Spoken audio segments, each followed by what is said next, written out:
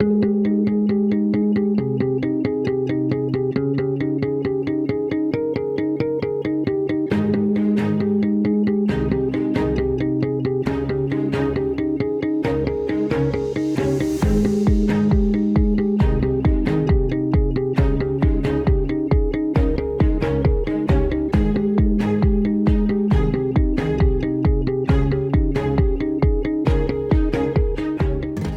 everyone. Today we will be hosting our third podcast. Now it will be an English version with Olivier Denoo, the current ISTQB president, and we would like to talk with him about some recent issues popping up within ISTQB, the expansion plans, the home examinations, and so on. And very recently, they have completed the General Assembly meetings, and it was all remote. I also wanted to ask him about the experiences. And today's agenda, basically, after the introduction side, we want to talk about exploratory testing today. So, hello, Olivier. Welcome, and thank you very much for accepting our podcast proposal. So, welcome. Thank you. Good morning, Barry. Good morning, everyone. It's a real pleasure to be here with you guys. Thank you so much. So, Olivier, for a while, it is not a short time. Frankly speaking, you are the president of the ISTQB. Can you please a little bit introduce yourself to the crowd so that everyone will be on track? Sure. Well, basically speaking, I have a career in software testing for about now 25 years. So I started as a consultant, and now I'm managing a company essentially based in France and Belgium in software testing services. And this is my first mandate. On top of that, I joined the ISTQB since 2012 as vice president of the French board of the ISTQB, and I became a couple of years later the president of the French board of the ISTQB. And then I decided to move a little bit forward within the organization because I'm passionate about testing, and I think that the ISTQB is the place to be when you're passionate about testing. So I became governance vice officer and governance for the ISTQB, and very recently, about a year ago, I started my position as president of the ISTQB. So my mandate runs for another year because as executive, we are having 2 years term, and yeah, this is my current position. Okay, so thank you so much. And as tester you, we also try to keep ourselves aligned with the ISTQB structure. So we are one big follower for the ISTQB certifications and the whole system. So that also we are curious about the news popping up from the general assemblies and the meetings that you are doing with the executive committee, the board members, and the other local boards. So, how was the latest GE? I think it was 3 weeks ago, and it happened totally remotely online. Can you just give some highlights from it, Sure. please? Sure. This was a very unusual GA. Basically speaking, the ISTQB used to meet at different premises all over the world to visit our member boards and to figure out what the situation is in different parts of the world, basically, and to get in touch with our community, our testing community all over the world. This time, due to the COVID-19 crisis and the lockdown, the GA had to be fully online, so we couldn't meet in persons, though it was planned to be in Dublin this year. We couldn't meet in person, so that was very strange GA because first of all we had to split it in two parts so as to cover the whole world because of the time difference. So we had two sessions that were equally the same in the morning and in the evening, and we also had to limit a little bit the topics for this GA because it's not possible to gather all the people for the whole day as we used to do when you're working online with time difference, of course. And second, the fact that we don't meet in person and we cannot interact directly the way we would like, even if technology is wonderful and allows a lot of stuff. We had to limit the topics to let's say, the future of the ISTQB, which is basically voting for new products and getting the urgent motions through, basically. So this is kind of a postponed approach to the GA. The next one is supposed to be in October, hopefully in Dublin. And if we cannot meet in person, then we'll see how we can organize this one again. Talking about the news, there were mainly two products that we are working on at the time. I cannot disclose that much because this is supposed Yeah, to be sure, of course. confidential information, but I'll give you some direction. Anyway, we're working today on AI certification, which is a joint venture with different parties, and yeah, Partners, yeah. looks very promising. And there's another one that is agile for organization. So this is agile, scaled agile, I would say, or agile in the wide, which is the willingness from the ISTQB to dig deeper into the agile stream. And there's a lot of refurbishment that have been done there as well. You've probably seen that in Bengaluru last year, we just launched the Agile Technical Tester. Um, Yeah, that is also hitting advanced the level. score. Yeah, that is the advanced level. Yeah, part of the advanced level. So basically, this is the sign that the ISTQB wants to go deeper in that field and invest in new technology or emerging technologies when they're mature enough. Of course, we're not the how to say that trendsetters for the brand new technologies, of course, but we want to certify people when these technologies are set up Broad sufficiently enough, and yeah. mature enough. Yeah, mature enough, definitely. Yeah, AI is something that we are also focusing on for the last 1.5 years. First, we produced our own course. Then we did some alignment or partnership with different international syllabi bodies. I think Hmm. also as ISTQB, you are partnering with those parties.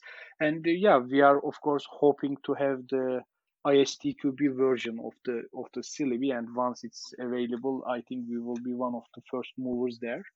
That will be Excellent. perfect. And also about the current, pandemia, which is a total headache for us. But we can also extract some good things out of it.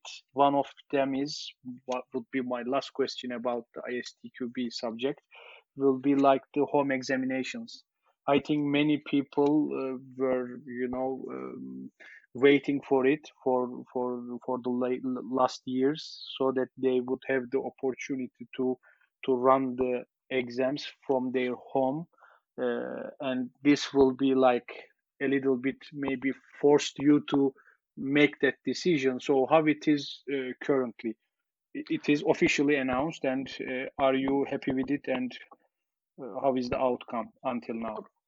Okay, it is basically live since the 27th of April. So this is this Yeah. is when we decided to launch this initiative, and this is basically a pilot initiative. So it is about to last until the next GA, where the solution will be completely evaluated with regards to different criteria. And that was not an easy decision, to be frank, because there were multiple challenges.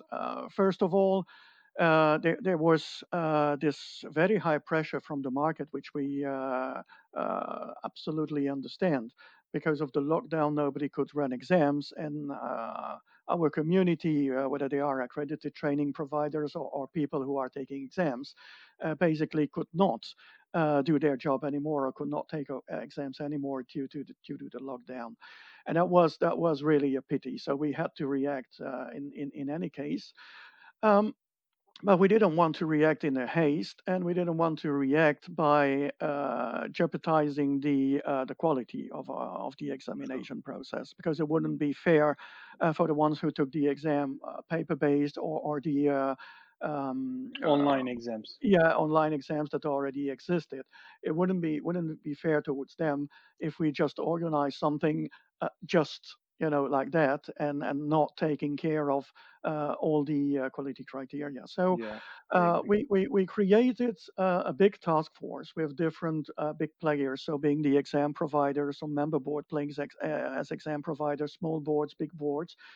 And the rules that are made very clear to them is that we don't want to jeopardize quality. It has to be accessible to everyone, so we don't want to leave anyone behind. So every member board, every part of the world should have a solution, because it's not something for fly with the eagle or scrap with chicken. Everyone should deserve to have a qualitative exam wherever they are in the world, and that was our main preoccupation, basically. And these guys worked very hard all together to define quality criteria, to define the acceptance criteria for the remote proctoring exam solutions that we would endorse within the ISTQB community. And when this was done, then we opened the remote proctoring possibilities to various players, being the exam providers, being member boards, being all kind of solutions, provided the fact that they meet these quality criteria that we set up. And believe me, they are very strong quality criteria. So as from the 27th of April on, the solution is now available for everyone. And each and everyone willing to have a remote proctored exam just needs to have a computer with a webcam and a microphone working. Um, yeah, a decent internet connection, a quiet room, and the set of rules is described to them and set up in the beginning of the exam, and then they can take the exam from home, being sure that they are carefully monitored. There's an invigilator, distant of course, but they can see what is happening on the screen. They can check that there's no cheating, so that the quality of the exam is ensured, and also the IP of the ISTQB is ensured, so that the exams cannot be copied and leaked out in the wild, Yeah, so that our exams are, how to say, protected, and the quality copyrighted, of course. Yeah, yeah, for of sure. it is one of the aspects, basically the copyright, but not only the one that counts, because basically if we have our exams questions spread in the wild, it means that this is a possibility for many people to cheat. It Yeah. decreases the quality of the exam overall. So it's not basically a question of money, but it's a question of quality first. Yeah, and also trust. So Yeah. I think the one very first issue of ISTQB is to keep the trust over people. So over maybe the last 15 years they made it. So of course they shouldn't lose it. And from our perspective as an accredited training provider, this is a very good news, so that will attract more and more people to come to the schema and also continue their learning process. So thank you for that. Thanks for your yes vote on the online exams, Mr. So now let's move to our headline, which is exploratory testing.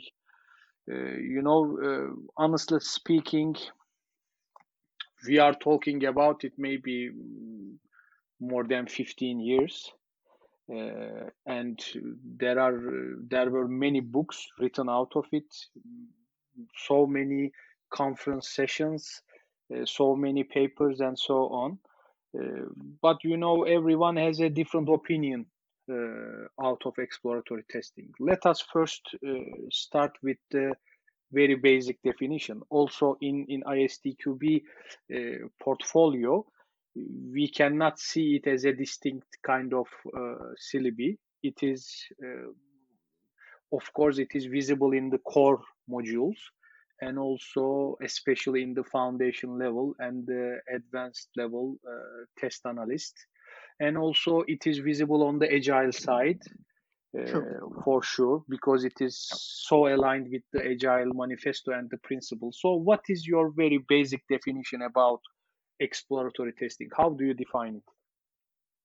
Oh, that's a difficult definition to give. Basically, we have a big variety of exploratory testing, and the light that I want to give in this talk is basically the tours that are linked to the exploratory testing. Basically, as you said, Baris, you're very right. Exploratory testing is defined in the foundation level, in the agile foundation level, and also in some of the advanced syllabus as one of the test approach or test techniques within the ISTQB. And it's uh, hanging in between the total ad hoc testing, which is absolutely no technique with no planning, no test charter, totally undocumented, which is very close to what you see sometimes called monkey testing or purely ad hoc. So people playing or fooling around with the software and trying to find something out, but absolutely not documented, absolutely no plans, no nothing. And on the other side of the spectrum, you have the between quotes old way or traditional way, which is the fully structured testing, where you have a very heavy planning, when you have very heavy requirements, when Test you have a test cases. campaign that is indeed when you have test campaigns that is defined, when you have documented results. So you have these boundaries, let's say, within the whole spectrum of testing. And in between these, you have these complementary techniques among all that are called exploratory testing, where people with a certain level of experience and creativity will experience the software, will explore the software in order to both understand how it works and also try to find some issues with the Anomalies, yeah. software and the way it is working. Basically, defects, anomalies, failures, whatever. But basically, there are two goals possible for the exploratory testing. First of all, is to understand how an old piece of software, for instance, could work. That is what you find out when you're just facing a piece of software where the documentation has been lost, and you need to figure out how the whole stuff is basically working. What is it supposed to be doing? And because you find no oracle, no source, then you have to figure out on your own and try to experience it. And this is one of the goal. And the second one is basically trying to challenge the software in various ways and try to find something that doesn't work the way it should by experiencing it. And you have a complete variety of degrees with regards to planning, with regards to what is called a test charter, which is some sort of description of what you're supposed to do, and the way that you document results. And what I would like to focus on today is what I called session-based exploratory testing, and especially the session-based from the user perspective, because this is very important kind of perspective. Yeah, thank you for the brief introduction. So I have some highlights from your speech, Olivier. Hmm. One of it was the monkey testing thing. When it is totally unstructured, it a little bit turns into a monkey testing, you said. It was a really perfect explanation for me. And also, in addition, I will add that, okay, in monkey testing, we don't require experience most of the times. Like No. while we are developing an app, when I show it to my aunt, and force her to do some tests, then she will be the monkey in that case, so that she will have no experience with the application and just seen it the first time in her life. And then maybe the other difference between exploratory testing and monkey testing to me is exploratory testing is based on the experience and based on the domain knowledge you have, That's whereas correct. monkey testing is the other side of the equation. And also, what do you think about, for example, uh, before starting with the tours, which is a very important side of it, because all those tours are doing for planning the exploratory testing in a better way, to structure it in a better way, to put some strategy on it, and to create some patterns. I will also ask some questions there, but before starting, you know, in a world, imagine you need to choose between structured testing versus exploratory testing. I'm always asking it in my trainings as well and in my sessions most of the time. So you just need to pick one, but the other one you cannot keep. So you have two options. Maybe also you are familiar with it 100%. You know that some people in the sector currently, they are really huge fans and supporters of exploratory testing. Some very known people coming from different sides of the world, and they Correct. say that okay, scripted testing is just is like checking, and it's not testing. When your brain is active, then it is testing. So that exploratory testing is the way, not the scripted testing. They are just placing themselves on the polar end. So that would not be that nice if you ask my side. But what about you? So if you need to pick just one, but only one, how would you proceed? Scripted versus exploratory testing. That is a very tricky question actually, and it's not easy to say one or the other. It depends on many factors actually. What you pointed out, and I think it's absolutely key in here, is that exploratory testing is not something that you improvise with anyone. Exploratory testing requires a lot of experience in the domain, but also experience with software testing, basically. Exploratory testing is um, mainly used to look at a part of the functional defects, but also usability and performance issue within the software, which means that you need to have a clear understanding of what performance could be or what usability could be. And this is not something that is a given for, let's say, beginners testers. This is something that is required from people who have already a certain knowledge in the field or a certain experience in the field. That is one. Second, you need to have a certain set of creativity, and the fact that we're talking about tours, and we'll come to that a little bit later in the presentation. Basically, the notion of tour is putting some sort of strategy, putting some sort of angle at which you are going to look at a software piece that you're just testing at a certain moment in time, which means that you already have a clear understanding of what can go wrong or what is essential for the software, what is essential for the domain. And again, this is something that requires experience. Now, there's another dimension to that, which is the dimension of documentation or at least traceability. With exploratory testing, which is a technique that is often used in agile teams today and which is absolutely understandable, you at least need to know what you've done, what you've covered, and what you did not cover, which is more, let's say, to the field of the structured testing, because in structured testing, you have a full traceability that is ensured. And you need to find the right balance between getting, freestyle and just doing the exploration and having at least a vision of what you did not, and what sort of areas that you covered or did not cover.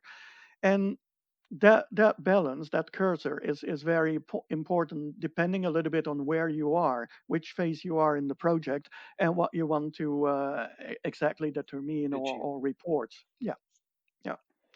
So choosing one or the other might heavily depend on the team you have, on the phase you are, and what exactly you want to achieve and cover at a certain moment in time. Yeah, I think so they are like complementary. complementary. I think everything, Yes, almost everything in testing, very surprisingly, everything in testing is complementary, like black box, white box, scripted, exactly. exploratory, automation, manual testing, functional, non-functional, so on and so forth. And okay, so can you please tell us a little bit about those tools? Yep. A famous character in software testing is James Whittaker, and he also explained those tools in his book Exploratory Testing, which is a really good book, and I recommend it to everyone. But how do you define those exploratory testing tools within a couple of words? That is a very interesting approach, basically, to exploratory testing, because when you're just facing a piece of software somewhere, and you're told, well, you're the experienced guy, you know about the field, you know about the business we're running, we know about the objective of the piece of software, so it's all yours. Now do your stuff. If you're given such an assignment, you're a little bit, lost in space. And people like James Whittaker or James Beck or Kelly just Michael try to, Walton. Yeah. yeah, or Bolton, yeah, they just tried to structure a little bit the approach and say, okay, what are the main characteristics that are of interest to us and may lead to findings, interesting findings. I'm not even talking about defects, but just findings, something that shows things in the software that doesn't go, like they should, that do not perform the way they should, that do not are not usable the way they should. These kind of things, and then they define some pieces of strategy, some kind of common approach, common ways to look at a piece of software in order to better define these kind of trouble. And basically, they define a couple of tours, let's say a couple of approaches that are useful when you're doing exploratory testing of a piece of software. And you can follow, for instance, the money flow, the business and money. This is everything that matters with regards to the money, because this is basically, and I think this is one of the best approach, or one of the first approach that I would look at, because in the end of the day, we're not developing software or testing for the sake of it. We're just doing because somebody pays the bill in the end of the day, and somebody has an interest in developing this piece of software so as to gain money or improve their revenue one way or the other. And following the money track is one of the tour that is very important. So the aim of the game is to look at the software from all the money perspective, every area in the software where the money matters, and where, if it doesn't work fine, you are badly hit. So basically speaking, just an example, in a piece of software, if the invoicing process doesn't work, it just means that you can't invoice your customer, so you're making no money at all, and it means that you're out of business. So if this process doesn't work at all for some reason, or it's not understood, I'm talking about the big e-commerce website at the time that are booming because of the lockdown. If people do not understand how the process works and how they should purchase online, if everything or anything doesn't work as expected, for instance, the calculation of the final bill or these kind of things, people lose trust, lose faith in the software, and they just leave. And then you don't sell. So these are very essential parts.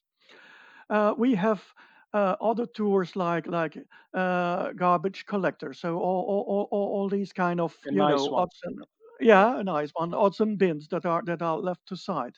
You have the dark allays. These kind of tours where, uh, you know, uh, this area of the software that nobody ever pay attention to, and might cause some trouble if they are activated intentionally or by mistake. This is typically, the area where backdoors are hidden. These kind of things that are exploited with security testing. These kind of things that are just hitting once in a year. You know, these leftovers that nobody think about anymore. Um, Museum tours, the stuff that are, you know, legacy. Yeah, so you have loads of strategies, and I do seriously recommend to read the books and see the many articles on the internet over that, so that you can you know, set up your mind and think about it, and perform the kind of testing that you think sees fit for your piece of software at a certain moment in time. What I would like to say is that whatever tour you take, it has to be some sort of how to say that, limited in time. So it's not that you're going to test or explore forever and ever after. It has to be effective and efficient. So you are session based, and these sessions are limited in time, basically speaking. Yeah, just a really comprehensive explanation about the tours, and I have some favorites as well, like FedEx tour. I think you also Okay. know it, where you are Yeah. checking the transfer of all the data, whether Yep. if it is stored in a proper way, could be modified, could be, you know, secured and so on. And you know, there are so many which are providing you different angles on exploratory testing so that you don't miss anything. But at this point, I want to ask you some question. You know, these tours, it is trying to bring some strategy and patterns to exploratory testing so that you know, you are sure that you are looking at the software from a different perspective every tool with every tool you take. But what about the creativity side?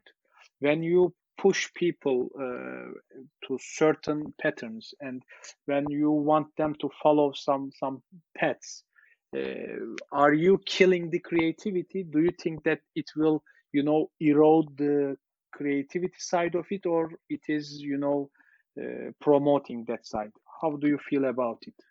I don't think it is killing creativity, actually. I think it's even more challenging and favoring creativity, because you just get a certain guideline, you just get a certain approach, and within this approach you have a lot of freedom. Basically, this is one of the big pros of the Xplory testing, because if you have the necessary skills and knowledge and experience, this is really fun, because then you can exercise your whole creativity and you can try to think in a different way, even within some guidelines. So you told about the FedEx tour, for instance, which is more geeky or techie kind of approach, because you're following the data. Basically, this is very interesting one, because you can be creative, and you can, for instance, use data that are not expected, that are not usual, and you can force these data into the software one way or the other and see how the software react. One of the thing that I would like to tell you about this approach of business-driven tours that I thought of is to think in a different way, because in most cases, what we do is that we tend to validate the software and validate the way that we develop the software. So we think that a site or a piece of software is done for a certain purpose, and this goal, this purpose, is validated and revalidated, and we always tend to use the software while we're testing it. We always tend to use the software in a way that is, you know, what I can call the mainstream tour. So what Mr. and Mrs. Everybody would do with the piece of software every day. And of course, this is absolutely key and absolutely important, because this is the mainstream stuff. So this is what we expect the software to be doing. But basically speaking, if we want to talk about creativity, there are many other ways to look at a piece of software, or to look at a service, to look at a website, when you're just distracting a little bit or diverting a little bit from this mainstream channel. Basically speaking, let me just give you a couple of examples. Uh, Mhm. One of the and I will be talking about two online applications that everyone would immediately recognize. Not naming any site at all. One is, selling groceries online. So you have with these big department shops, these big food shop chains, and so on and so forth. You have the possibility to make your shopping online and buy a couple of things. Okay, and this is very well designed for people who know what they are going to buy up front. And okay, I need some milk. I know my favorite brand, so I will check this on the website. I will search for the brand, get my milk, and so on and so forth. So this is the grocery list. Very easy to define, very easy to do. But basically speaking, what if now you put yourself into somebody else's shoes? And let's say that you are somebody in a company and you have to organize a little party somewhere. You have to invite a couple of friends or a couple of colleagues at home, and you want to organize some kind of, finger food, a glass of champagne or sparkling wine, something like that. And you have a certain budget. And then what you need to do is to go to these shops, and you have two ways to do that. You have the way that, okay, I know which brand, and I will tick, tick, tick and do my grocery list. Or I will just compare because I'm tight in budget, and I will try to definitely find, okay, what is the cheapest smoked salmon that I can find on this website, for instance? Or what is the cheapest champagne that I can find? Or the most fantastic champagne that I can find if you want to impress your visitors or your guests.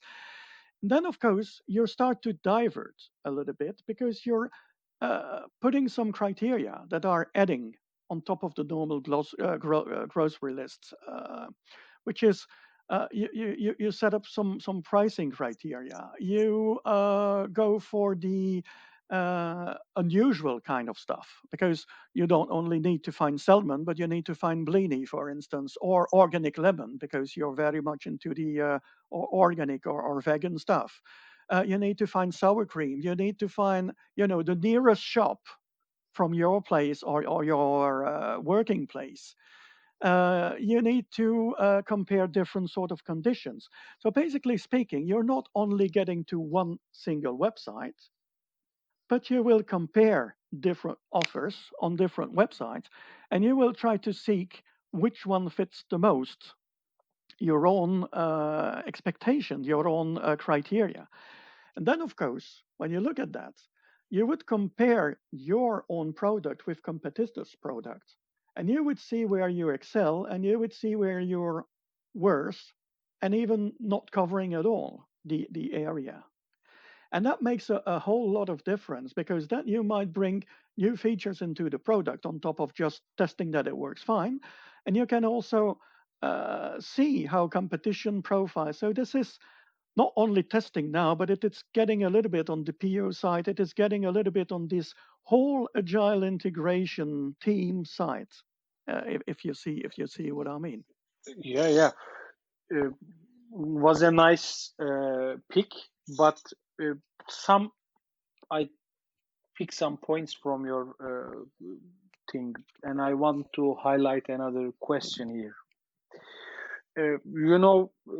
I don't defend the polar ends so much. My point of view with exploratory testing is okay. I like those tools as you do, and I want to make use of them.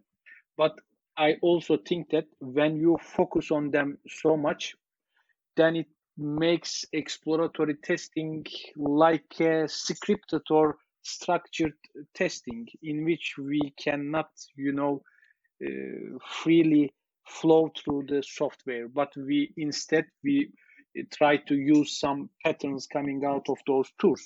In a way, also will make the time we spend on exploratory testing more and more, where we are explaining in the trainings that exploratory testing sessions should be short, and we need to keep it short, and could be a couple of hours but not maybe a half or a full day activity. What do you think about this? So what do you think about the timing side of it? So whether if it will be a disadvantage when you follow all the tours, then it will be like a 3-day activity where you don't even have that much source.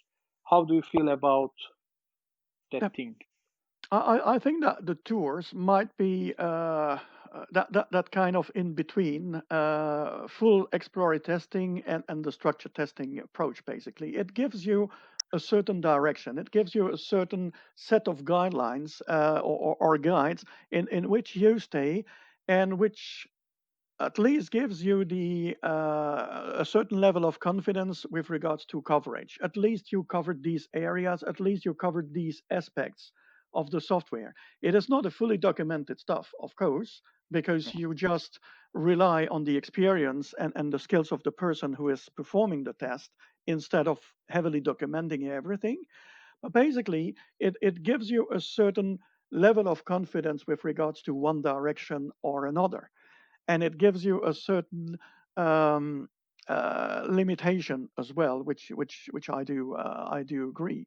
Um, about timing, it is heavily recommended, and I said it in the very beginning, that you limit your session to half an hour, a couple of hours maximum, because otherwise yeah, you can test forever, but basically speaking, it is not effective and efficient. So it needs to be very, very well session based and structured, depending on how much time you could afford, and depending a little bit on the situation as well. How new is the software? How key is the kind of tour that you're going to perform? Is it triggered by some feedback? For instance, my second example with regards to comparing different websites and so on and so forth is in the field of air companies. When you have air companies, people might choose on pricing, which is the kind of mainstream approach. But other people who travel a lot, like I used to do before the lockdown, might focus on minimizing the flight duration, for instance, or minimizing the number of connection, because you know that you might always have a delay and lose your connection, and then you're in deep trouble because you cannot reach your destination on time. But you might also have triggers. For instance, there are companies that are more friendly to people with disabilities, for instance. So you can check how easy it is to find on one company or another a flight where people that cannot walk, for instance, and need to have a wheelchair facility support can just jump in or not. If I may say, same for the different kind of food taste. So people that are vegan or who want a special kind of menu, for instance, would probably prefer some companies to others, because it's easier for them to select. It's easier for them to get the service they want, and this is basically the kind of dark alley or gray area that is not often chosen by the mainstream guy. As a mainstream guy, I can, fortunately for me, I can still work no problem. So I'm not very conscious of these ability kind of services. um, I eat about everything, so I have no special menu, no special diet. But whatever, I know that some friends of mine have special diet, and to them this is absolutely key, because if they can't just eat on the fly, then they're totally knocked down when they're just arrive Yeah. at destination. So this is the kind of stuff where we can make the difference, and this is where creativity can be a big difference, of course. And also, because that you have all those tools available for you, you don't have to follow each and every one for sure. No, As testing is context driven activity, so based on your context you may choose among them, and you can follow some kind of patterns so that you absolutely. make it a stronger test activity. Yeah, absolutely. Pick the And ones that are relevant to you, the ones yeah, that. that's it. Yeah, That's it. And what very, let's come to the final side with some questions about test automation. Maybe you could be, asking me what is the, relation between exploratory testing and test automation. Maybe they are the different zones, but currently throughout the world, everyone is talking about test automation. Maybe for the last 10 to 15 years, it is one of the hype areas and top hottest topics in testing. Every year when you search Google, like testing trends 2010, Yep. 2011, 2012, always automation is on top. And some people are really focused on automating everything. They want to do as much as automation, and we try to stop them, not to automate everything, but to you need to have a human feedback, so that Sure. some kind of testing needs a manual way of looking and real human thing. What do you think about tooling, especially when you Google? There are exploratory testing tools as well. And also, what do you think about automation, tooling, and exploratory testing? How do you position it? Yeah. Automation is indeed a very, very booming activity at the time, and it's kind of linked to the agile approaches, basically, who recommend to have a more effective and efficient way of looking at things. I do believe very much in automating the code. So in the white box area, I do believe that we made a lot of progress there: code coverage, code analysis, and so on and so I forth, agree. which are absolutely Necessary, yeah. wonderful and absolutely necessary kind of tooling. With regards to what I would call the functional testing, so the black box area, I have more doubts about automating everything like it is sometimes recommended. I would definitely not recommend to automate everything. Because if your functionality is not stable enough, if your requirements or stories or features, whatever you call them, are not stable enough, what are you going to automate and how are you going to automate that? Because it might be that you automate a lot of garbage and then you have a lot of disposable automated tests, and I'm not quite sure that you get the benefit out of that, like you have, for instance, for the white box approach, which is basically built in the framework. So I would recommend to focus automated testing in the black box area, essentially to the regression testing, where you have a certain level of stability, or where you're sure that this is only a one-stop shop. Um, with regards to exploratory testing, I'm not quite sure this is really, really compatible, at least in the essence, because exploratory testing is about creativity. It's about exploring. I'm not quite sure that you can explore with a tool.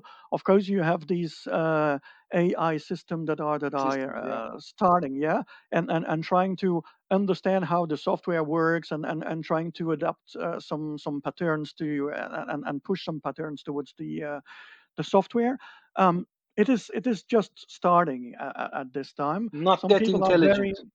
No, no, no, no. To me, artificial intelligence is always limited by human stupidity at a time, and this Yeah. is this is where I fear the most. I'm very enthusiastic about artificial intelligence in general, but I would like to make sure that this is well framed, well understood, and that we have a certain level of control and ethics over it. So it might be a helper, but still, we need human interaction and strong human interaction on top, especially for usability, because basically speaking, usability is a matter of user, it's a matter of human. You don't need an interface or a user interface for a tool. You just go into the code and you just inject whatever queries or data you want, and you don't need to have any interface to that. Completely agree. Like the Edward de Bono's six thinking hats, is telling project managers to change hats while they are Yep. doing their jobs, from like a process based or an objective kind of hat to an intuitive and emotional and negative side of it, where automation could probably fail, but the human eye would be professionally doing those things. So I also agree on that. And let's come to the conclusion with my final question. You hopefully you will be visiting us in Turkey, in Ankara testing days. We are hoping to do it on a physical way, but time will show it to Yeah. us. So we will be curious also about your AI session that you will be underlining a really important subject there. And maybe the last thing with exploratory testing is how do you position that within an agile sprint, for example?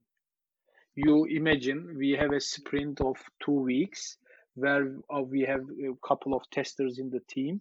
They are also producing some test cases. In a way, when we teach exploratory testing, we tend to say that once a tester is getting his hands dirty with the test case or scripting things, he or she cannot do really exploratory testing because No. he or she is now biased because of all the specifications, all the design documents he or she has. Then, based on those, he constructed or designed these test cases. Okay, he can do scripted testing, structured testing, but when you tell the same guy to do exploratory testing, then now he or she is biased at that point. So, how do you position exploratory testing within an agile sprint? Is Oh, my that's final question, Mr. oh, that's an interesting question. I'm not sure this is an easy one to answer. Um, Basically, if you want to run Xplory testing, I think that you need to have at least a basic interface, a basic piece of software that is working. So this should come when you have at least something to demonstrate. If you're basically looking at usability, well, people will be involved, of course, in usability design already even before the software is delivered. Well, at least. In an ideal world. So basically, I understand a question that people might be biased. I think that Xplory testing basically is working the best if you have people that are the least unbiased possible, or I agree. the yeah, the freshest mind possible.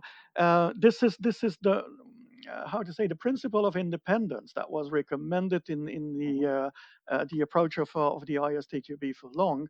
You know, if people that are coding are also testing, they are totally biased with their code. If you put people that are in the same company in a testing position, but they did not define the code or they did not develop, then they are a little bit less biased. But still, they are biased by the company approach and maybe the vocabulary, or maybe the kind, every kind of routine that the company is doing. And if you have external team that is completely fresh and new, then they are even less biased, and they can find different patterns and different problems in the software because they are totally independent, and they don't care much about the development or the company specific. They just need to make sure that everything works as defined and as effective and as efficient as possible.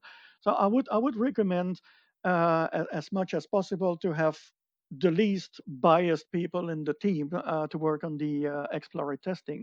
And by the way, they need to be experienced enough so that they are people that know what the Yeah, business is all about and what the piece of software is all about. perfect. And my last words. Thank you for all the information you provided, Mr. It's a And pleasure. we tend to see each other quite often, Olivier. So, maybe one in every 2 months within a city somewhere in the world. Now, Hopefully there is. hopefully, yes, hopefully I will see you in France, in Paris, and Yeah, then we will welcome you in Ankara, in Turkey. I don't know what will happen, but I am still holding on to my positive feelings about it. See you face to face, and exactly feeling the same. Exactly feeling the same. We are in the same sort of question with regards to the French conference, but I'm very much hoping that it will happen in September, and that we will see each other and share a good moment there as usual. Thank you very much for inviting me. Looking forward to see you in France and definitely in Ankara, hopefully. I think these conferences are very important for the community as well, to share know-how and to have this kind of face-to-face exchanges with the people. So thank you so much, Olivier, for your valuable thoughts. And may the force be with you all the time with your things about your current job and also the your duties in ISTQB. So you have friends here. You need to know it and keep yourself healthy and your family as well. And see you in another occasion. Thank you, guys. Stay safe. Bye-bye. Thank you, Thank everyone. you. Bye.